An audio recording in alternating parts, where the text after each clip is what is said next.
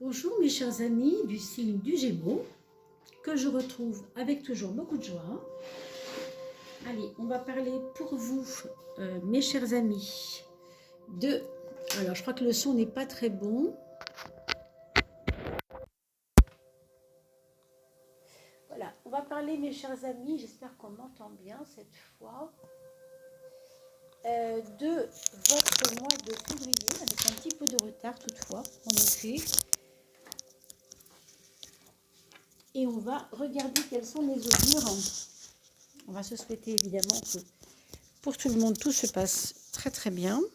J'espère que vous avez passé un joli mois de janvier déjà. Voilà, j'accroche bien mon micro pour ne pas vous faire d'impair. J'espère qu'on m'entend bien et si ce n'est pas le cas, excusez-moi à l'avance parce que j'ai eu des difficultés sur la dernière vidéo. Alors, pour vous, mes amis Gémeaux, qu'est-ce qu'on va pouvoir voir, entendre, comprendre de ce mois de février 2022. Je vous rappelle que quand on arrivera aux 3000 abonnés, vous pourrez, si vous le voulez, faire partie des gagnants, puisqu'il y aura de nouveau une possibilité de, comment on pourrait dire ça, oui, faire gagner 4 personnes, à 4 personnes, une personne signe de feu, une signe d'eau, une signe d'air, une signe de terre. On pourra faire gagner à ces personnes un tirage d'une heure complètement gratuit. Donc n'hésitez pas à partager, à liker, à vous abonner, comme d'habitude, bien entendu, pour pouvoir atteindre bientôt ces 3000 abonnés. Voilà, comme on l'avait fait d'ailleurs pour les 2000, rappelez-vous. On remettra ça tout bientôt. Alors, 1 et 2 ici. Pour nos amis Gémeaux ou ascendants Gémeaux, quels sont les augures pour ce mois de février? Qu'est-ce qu'on peut en attendre? Quels sont les pièges à éviter? Ça tombe bien, le piège est là, toujours la maison 12, hein, vous savez. On parle de piège, on parle de frein. Et maintenant, on va sortir la dernière carte, la 13, c'est-à-dire la synthèse. Je regarde si vous êtes bien cadré.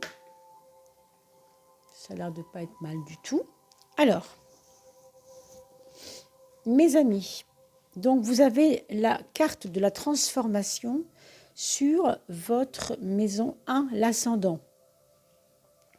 Autrement dit, l'ascendant, vous savez que c'est la carte qui parle de vos actes, de votre placement sur ce mois de février, comment vous vous sentez, comment vous allez vous mettre en route, mettre en piste, quelles sont les données auxquelles vous allez pouvoir avoir accès, hein, pour libérer des leviers comme ça. Hein, c'est vraiment les actes. Là, franchement, c'est une carte très importante parce qu'elle nous parle justement de passer à l'acte, de passer à l'action. Hein. Donc c'est vraiment à vous de bouger là. Les leviers, il y en a plein qui sont là, en tout cas pour février toujours. Et même si le mois est déjà bien avancé, bah, sachez qu'il n'est pas fini. Hein, il n'est pas fini et justement, vous avez peut-être encore des choses à faire. Hein. Donc sachez-le. Alors la maison 10, c'est la maison de, cette fois-ci, on va dire que c'est la maison du mois social. Vous savez ce que ça veut dire maintenant un petit peu, hein, ceux qui connaissent mes vidéos. Le mois social, c'est les rôles que je remplis dans ma vie, les rôles sociaux, les rôles parentaux, les rôles au niveau du travail, les rôles professionnels, les rôles, vraiment tout ce qui fait votre vie sociale. Vous avez l'ermite, qui est un peu une carte contrariée et contrariante par rapport à cette action. Ici, on vous parle de creuser profond. Là, on vous demande d'aller vite. On vous demande de pas attendre, hein, d'y aller, quoi. Alors, on pourrait dire que vos projets sont certainement de longue haleine pour février. Hein, mais ça vous demande des coups de collier, je pense, récurrents. Hein, j'ai vraiment l'impression que c'est là. Alors, quels sont vos freins? Bah, le frein, ce serait d'aller vite, oui, mais avec de la passion, avec de la désinvolture, avec de la précipitation. Ça, c'est vraiment pas bon. Hein. Ça, c'est pas bon parce que ça va vous poser problème. Donc ne forcez rien, j'ai envie de vous dire, ne forcez rien. Soyez plutôt dans une régularité d'action, je dirais. Plus une régularité d'action à des... observez vos cycles. Observez les moments de fatigue et les moments où vous avez la pêche, on va dire. C'est peut-être ça qui blesse un peu. C'est que vous avez un manque d'observation de vous-même et que du coup, vous allez plutôt faire les choses par dépit, par colère, par passion. Et franchement, méfiez-vous-en, hein. C'est vraiment un conseil que je vous donne maintenant. Alors, sur le plan professionnel, purement professionnel, et sur le plan aussi de votre organisation personnelle, dans votre maison, avec vos enfants, avec votre famille, enfin, tout ce qui concerne l'organisationnel, vous avez la carte du mat qui n'est pas une carte pratico-pratique. Au contraire, elle est plutôt en demi-teinte. C'est-à-dire que vous avez besoin de prendre le temps de vous détendre et de vous, comment on pourrait dire ça, vous mettre un peu en stand-by, à l'écart, un peu, vous voyez, un peu en reculé comme ça. Je pense que vous allez observer, moi, des choses qui vont se passer dans votre sphère professionnelle, que ça va être peut-être intéressant pour vous observer, vous, à travers les autres. Essayez de voir l'effet miroir, moi je vous dirais ça. Je vous dirais ça parce que vous avez peut-être un patron, peut-être des collègues, et ce que vous allez observer en eux va peut-être vous faire comme un effet miroir, au sens où vous allez y voir des choses que vous avez l'habitude de traiter ou de gérer, mais qui, là pour le coup, vont être plus faciles à accepter. Parce que là, il y a beaucoup de colère quand même, hein. C'est un peu de la colère contre soi-même, j'ai l'impression. Vous avez besoin de prendre du recul vis-à-vis de vous-même, hein. Vous avez besoin de vous, comment dire, vous accepter un peu plus. Alors là, c'est pas mal parce que, en termes d'acceptation de soi, vous trouvez le chariot sur votre route en maison 7, comme pour dire que, au fond, cet effet miroir de l'autre, il est positif au fond, hein. N'ayez pas peur d'écouter les conseils, hein. N'ayez pas peur de la critique, entre guillemets, des autres. J'ai pas l'impression qu'elle soit si négative que ça, cette critique, moi. C'est pas de la critique, en fait, hein. Je pense qu'il y a une bienveillance de la part des gens autour de vous. Vous ne la voyez pas forcément, mais je pense qu'elle est là. C'est vrai que vous avez des cartes sévères, hein, pour vous-même, hein, ici. Il y a de la bienveillance pour les autres envers vous, donc à voir. Qu'est-ce que ça nous dit de la maison 5? Qu'est-ce que ça nous dit de vos relations amoureuses? Moi, j'ai envie de dire encore qu'il y a de la sévérité ici, hein. C'est drôle qu'on voit ça comme ça à plusieurs reprises. Être sévère avec soi, est-ce que c'est la meilleure façon de s'aimer? Je ne suis pas convaincue de ça, moi. Est-ce que c'est parce que c'est votre chéri qui est un peu sévère avec vous? C'est vous qui sentez qu'il est sévère avec vous? Est-ce que c'est vous qui projetez sa sévérité comme un non-amour? Est-ce que c'est cette sévérité, hein, c'est pas de l'amour de sa part? Et vous, vous le voyez comme autre chose que de l'amour. Alors, il y a peut-être ça pour certains d'entre vous, bien sûr. Pour d'autres, tout simplement, il y a des rapports de force, hein. Pourquoi? Parce que vous avez peut-être un couple où il y a deux personnes assez, on va dire, avec de la personnalité, avec une espèce de vouloir avoir raison, vous voyez, ce genre de choses. Donc, voyez quand même si on ne pourrait pas assouplir ça un peu. Moi, j'ai envie de vous dire, si vous vous occupez de vos actions, vous allez beaucoup moins vous embêter avec les histoires affectives. Mais bon, ça peut être lié, il peut y avoir un levier affectif qu'on peut faire bouger par rapport à nos actions, qui peut vous aider. Alors, je pense à quelqu'un, un grand frère, quelqu'un de supérieur peut-être hiérarchiquement, ou même une personne de la famille, mais au-dessus de vous, qui pourrait vous être de bons conseils. Regardons ici les projets. C'est chouette, dis donc, ça, le soleil. Le soleil, rappelez-vous, c'est toujours facteur de réussite, facteur de changement positif et facteur d'évolution, de partage aussi. Donc, on a ici, dans votre tout ce qui concerne vos projets, on a quelque chose d'assez beau, d'assez joyeux, hein, et d'assez facilité. Facilité au sens laisser aller les choses. Ne brimez pas. Là, vous voyez, il y a beaucoup d'exigences de votre part, ce qui fait que ça peut brimer les projets. Vous vouliez peut-être faire quelque chose d'un petit peu plus beau, d'un peu plus carré, d'un peu plus propre, d'un peu plus idéaliste. Mais là, on vous dit, laisse tomber tous ces détails. Vas-y, fonce, c'est bien là, tu peux y aller. Hein, voilà ce que je vous dirais. C'est quand même avec les actes ici qui sont vraiment, qui ont besoin de trouver une régularité. Ne freinez rien, je veux dire. Votre frein à vous, c'est une espèce d'orgueil que vous avez en même temps, peut-être de vous-même, peut-être. Une forme comme ça je sais pas, on pourrait dire, oui, une forme d'orgueil mal placé, peut-être, tout simplement. Alors, la maison 3 et 9, la pensée. Ah, pardon, c'est 4 et 10. Je vous dis n'importe quoi parce que je me croyais à gauche. Ça, c'est la 4 et la 10. Oui, la 4 et la 10, maison 4, maison 10. Donc, la papesse, c'est l'ermite. On a deux cartes de valeur assez centrées et fermées, un peu, c'est-à-dire repliées sur soi. Donc, c'est pas le meilleur moment pour vous éclater, entre guillemets, socialement parlant, avec des choses qui se voient beaucoup, qui sont très en lumière, forcément. Pas forcément en ce moment. Par contre, les projets, oui, on voit que ça dresse un petit peu plus de je sais pas, de certitude que ça va bien aller. Par contre, au niveau du 4 et du 10, on a quand même, ou bien il y a quelque chose avec vos parents là qui va être compliqué à vivre, un éloignement des parents, une détresse de l'un des parents, quelque chose comme ça. Ça peut être ça. Il peut y avoir une maman qui traverse une période un peu compliquée ici, un peu frileuse. Pourquoi, j'en sais rien. Peut-être un petit coup de grisou, on ne sait pas trop.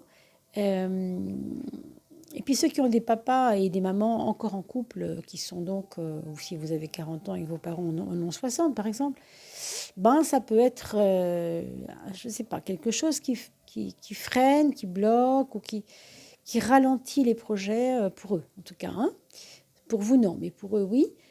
Par contre, au niveau de votre maison, dans votre foyer, avec les enfants, on va avoir besoin peut-être de revoir des discussions un peu plus profondes sur ce qu'on avait décidé et qui ne marche pas. Ce qui ne va pas, en fait. On va voir un peu ce qui ne va pas. On va observer ce qui ne va pas. Donc, ce n'est pas forcément rigolo, mais enfin, c'est ce que ça dit un peu. La maison 3, la maison 9, les pensées. Donc, là, voilà. Cet axe, le voilà. C'est la 18, la lune, et la roue de la fortune. On a donc ici une réflexion profonde. Il y a des relations avec les sœurs et la maman. Il y a un mental, si vous voulez, qui va être préoccupé par les questions avec la maman et les sœurs, je dirais. Alors, peut-être qu'il y a des soucis dans la famille en ce moment. Vous n'avez peut-être pas vu encore qu'il y avait des soucis. On dirait qu'il y a un truc qui traîne depuis longtemps, comme un espèce de secret de famille qui va sortir, pour certains, et puis qui peut s'expliquer, qui va peut-être trouver un moyen, vous voyez, de se déloger. Là. Vous savez, c'est comme on pourrait dire, je ne sais pas comment je pourrais comparer ça. Vous avez lavé une casserole et vous avez oublié un peu de laver un certain endroit et voilà, il faut nettoyer ça, quoi. Donc, ça peut être comme un nettoyage. C'est un nettoyage karmique familial, je dirais, peut-être aussi pour certains autres. Donc, vous allez, bien sûr, prenez ce qui résonne. Vous n'allez peut-être pas forcément vivre ça, mais ça pourrait se rapprocher en tout cas de ça. Pour les personnes Gémeaux, ascendant Gémeaux, ce qui concerne l'argent, le matériel, attendez-vous peut-être à des petites leçons par rapport à quelque chose qui n'a pas été bien géré. Il y a eu des manquements, il y a eu des oublis, il y a eu des comment on pourrait dire, mauvaise gestion. Il y a peut-être eu des mauvaises surprises aussi financières, d'ordre, on va dire, de revenus que vous aviez et puis qui finalement, pour vous, ne se passe pas bien, tout simplement. Mais il y a une leçon à tirer. Je ne vous dis pas que ça va forcément se régler, parce que ça, je ne le sais pas. Moi, je pense que ça pourrait se régler par un tiers avec vous, quelqu'un de très proche de vous. mais il y a une leçon à tirer, il y a quelque chose à comprendre. Ne recommencez pas cette erreur au mois de mars parce que, évidemment, là, si on vous avertit maintenant, c'est qu'elle pourrait se reproduire, bien sûr.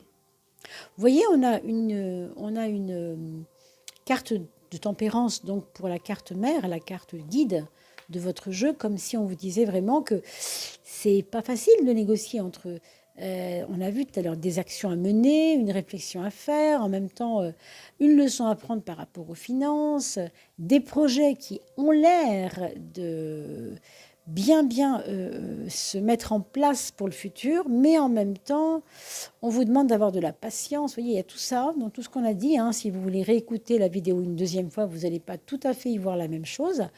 Donc pensez toujours à regarder les vidéos que je vous propose 15 jours après avoir vu la première ou une semaine après, parce que vous avez, dans les jours qui suivent, un vécu, hein, un vécu avec cette vie que vous avez menée, vous avez forcément un vécu qui va venir vous donner des sensations, des impressions de compréhension de ce que je vous explique différentes. D'accord? C'est la conscience qui travaille, hein, tout simplement. Écoutez, je crois qu'on va se laisser là pour ceux qui n'ont pas d'enfants, puisque vous savez qu'on va éplucher un petit peu ce qui se passe pour nos enfants.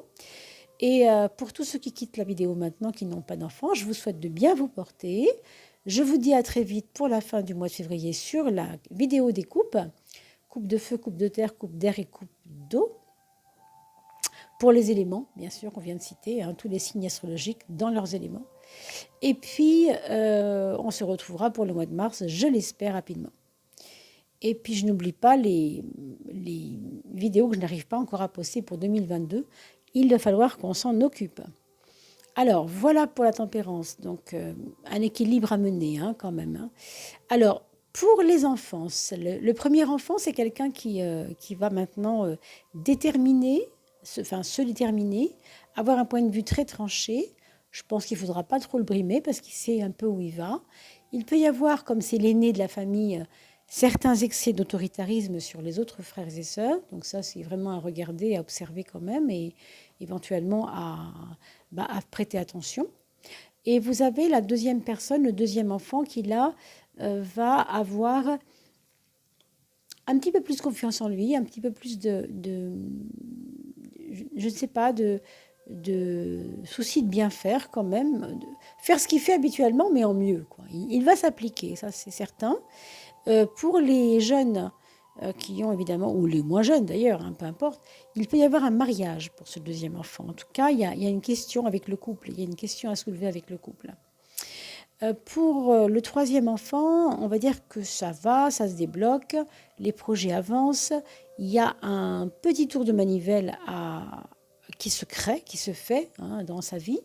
Donc, que ce soit un adolescent, un adulte ou un enfant, c'est vous qui pouvez le voir. Hein, ça, moi, je n'ai pas l'âge de votre troisième enfant, mais quelque chose qui était bloqué va se débloquer. Donc, ayez confiance pour lui, ayez confiance en lui, et au moins, essayez de souffler un peu sur le feu, quoi. Essayez de souffler au sens de ne pas l'éteindre, vous voyez, agrémenter la flamme, donner un petit peu un second souffle, l'aider un peu à ce que ça prenne un peu, voilà.